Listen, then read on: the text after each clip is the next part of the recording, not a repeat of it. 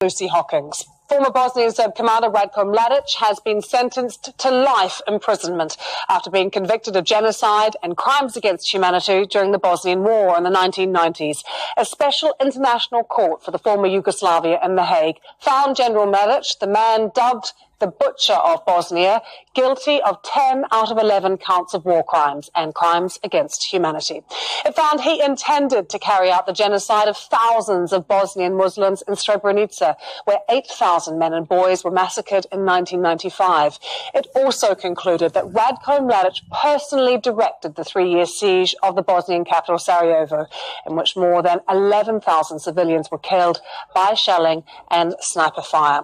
We're watching events this morning very closely for us in The Hague was the BBC's Matthew Price, and we can cross over to him now. Matthew, perhaps not surprise over the verdict, but certainly perhaps surprise a little over the sentencing.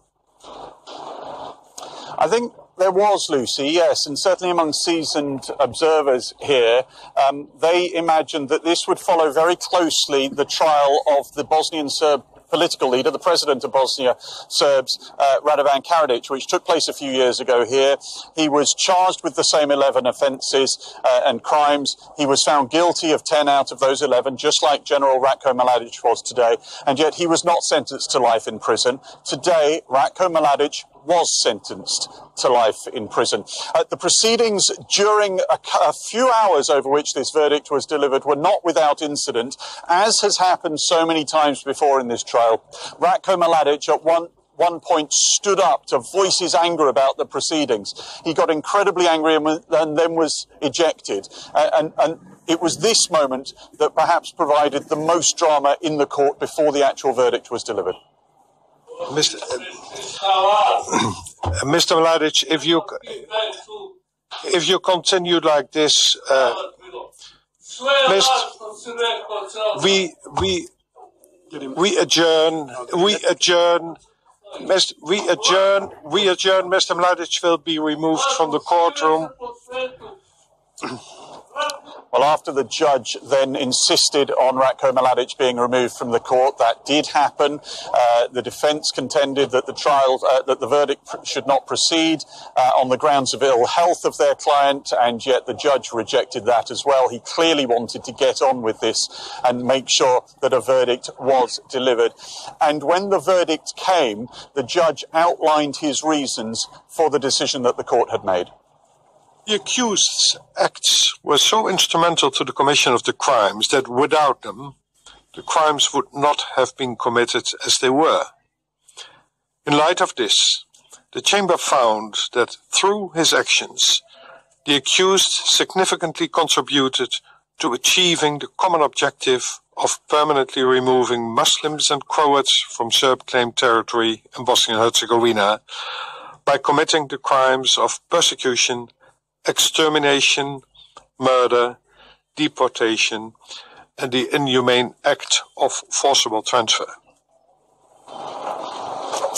So life in prison for Ratko Mladic. We do expect that his defence team and himself will appeal this decision today. And yet, at this stage, it looks like Ratko Mladic, 74 years old, will very much spend the rest of his life behind bars. One of the individuals amongst many who was instrumental in making this process happen is Justice Richard Goldstone. He's a former chief prosecutor here at the International Criminal Tribunal in Yugoslavia, and he joins us on the line from South Africa now, I believe. Richard Goldstone, first of all, your thoughts on this verdict and indeed the sentence? Well, firstly, the verdict is not a surprise. The findings were very much in line, and the convictions were on exactly the same lines as those which were applied in the case of Radovan Karadzic, who was also found guilty on very similar counts.